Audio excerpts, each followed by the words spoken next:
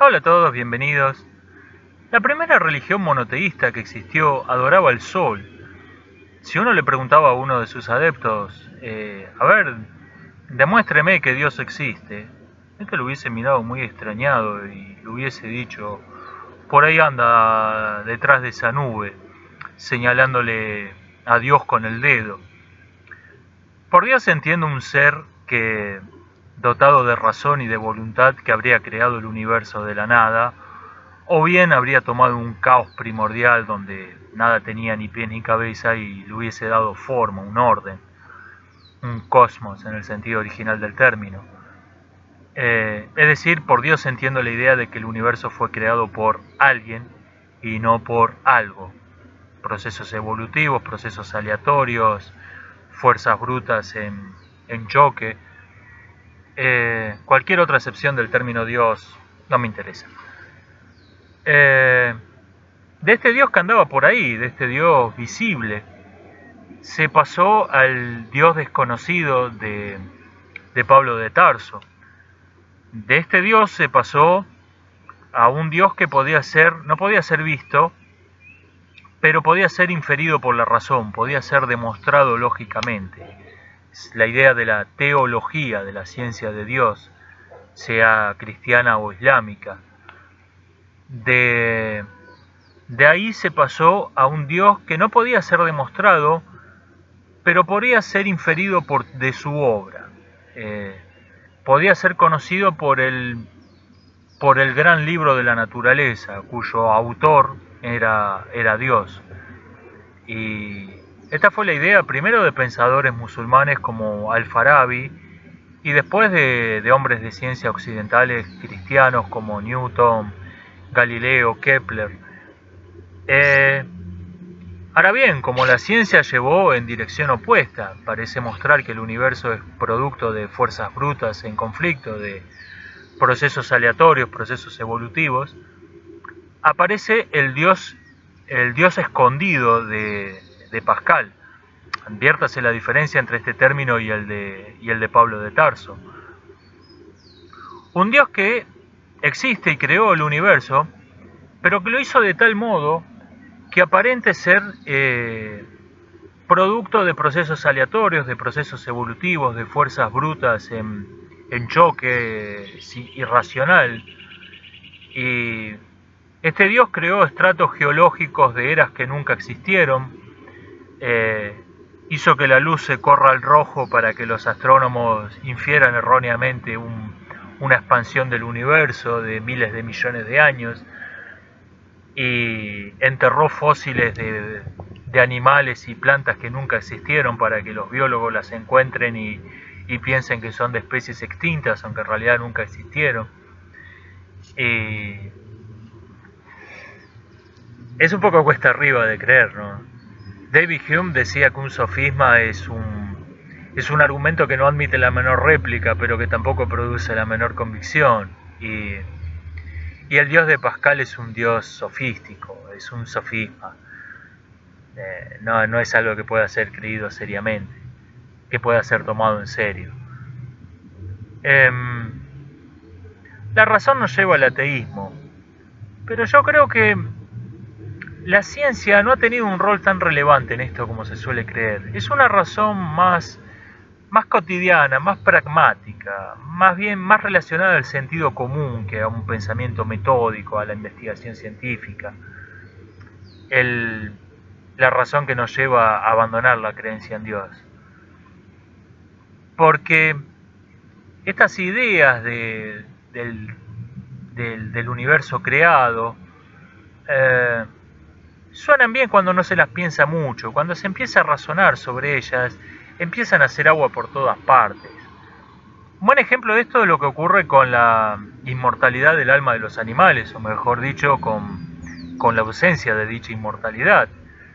Esto no ocurre en las religiones de la reencarnación, como el budismo o el hinduismo, pero sí en el islam y en el cristianismo. El niño cristiano o musulmán que ha sido educado en una doctrina religiosa, viene el sacerdote y le dice, considera que este niño, que es su perrito, su gatito, es parte de la familia, como un hermano.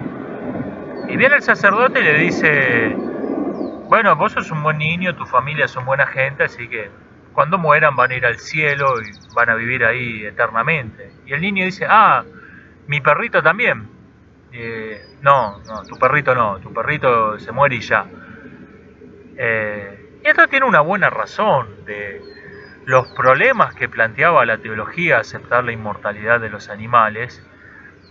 Llevaban a conclusiones ridículas, absurdas, paradójicas. Entonces cortaron por lo sano. De unas 10 millones de especies que hay en el planeta, hay una que tiene un arma inmortal. Todas las demás se mueren y ya. El perrito que tiene sentimientos, que tiene sensaciones, que tiene recuerdos, que tiene una razón, aunque sea rudimentaria, tiene afectos, es una especie de mecanismo sumamente sofisticado, como una máquina. Su cerebro produce emociones, recuerdos y pensamientos como el hígado produce bilis. ¿Por qué no extendernos un poco más y aceptar que el hombre está en el mismo caso? La única especie que quedó afuera es como el perro.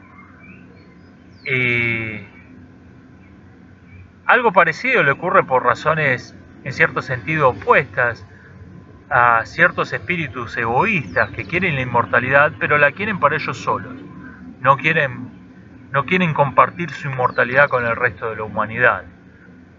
Y se juntan varios de estos canallas y forman lo que se conoce como una religión de salvación, que es básicamente eso, pero con un poco moderado. En vez de haber un inmortal hay unos pocos miles, pero el resto de la humanidad se va a morir y ya, se muere en serio. Muchos de ellos creen en la inmortalidad del alma, creen que van a resucitar, que van a vivir en el paraíso, que van a reencarnar, pero están todos equivocados, se mueren y ya. Salvo un par de miles que le cayeron bien a Dios y decidió que esos miles van a ser inmortales. O sea, el 99,9% de la humanidad se muere y ya. Y esta restricción excesiva de la inmortalidad nos produce pensamientos muy parecidos a los que nos producía la excesiva generosidad del niño que quería ser inmortales a los animales. Si el 99,9% de la humanidad se muere y ya, ¿por qué no el 100%? ¿Cuál es la dificultad racional para aceptar esto? Otro escollo, finalmente, es que existen otras religiones. Por su misma naturaleza, no parece que pueda haber más de una religión, y sin embargo hay muchas. El niño que es criado en una familia cristiana, musulmana, budista, hindú, judía, lo que sea, le dicen, bueno, mira, el mundo fue creado por un Dios, este Dios escribió un libro, tomá, léelo, esta es su palabra, tenés que cumplir unos preceptos, unos mandamientos, hacer unos rituales y seguir unos preceptos morales. Y este niño, ok, acepta eso, pero entonces se encuentra con que hay otras religiones y que tienen otro aparente Dios que escribió otro libro muy distinto, donde recomienda hacer otras cosas muy distintas y ordena hacer unos rituales completamente diferentes. ¿Qué son esas otras religiones? Hay dos respuestas posibles y las dos son sumamente insatisfactorias. Una es que son todas religiones falsas y por una asombrosa coincidencia uno ha sido educado en la única religión verdadera. Y ese libro que supuestamente lo escribió Dios, en realidad lo escribieron los sacerdotes que están tratando de engañar a la gente, y esos rituales son un montón de neurosis y fobias racionalizados como religión. Nuevamente, ¿por qué no extendernos un poco y abarcar una religión más en ese discurso? Eh,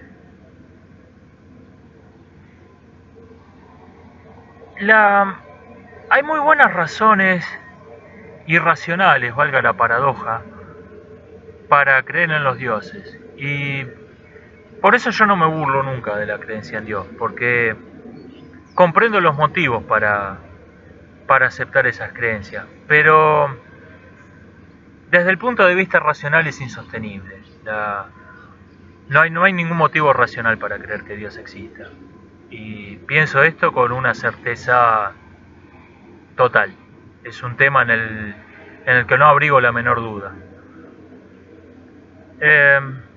Esto es lo que quería decir sobre el tema. Espero que les haya resultado interesante. Espero que dé pie a un debate rico en ideas y no en insultos. Esto. Lo que trato... bueno. Mientras me están bombardeando un dron acá, me despido y nos vemos la próxima. Ha sido un gusto.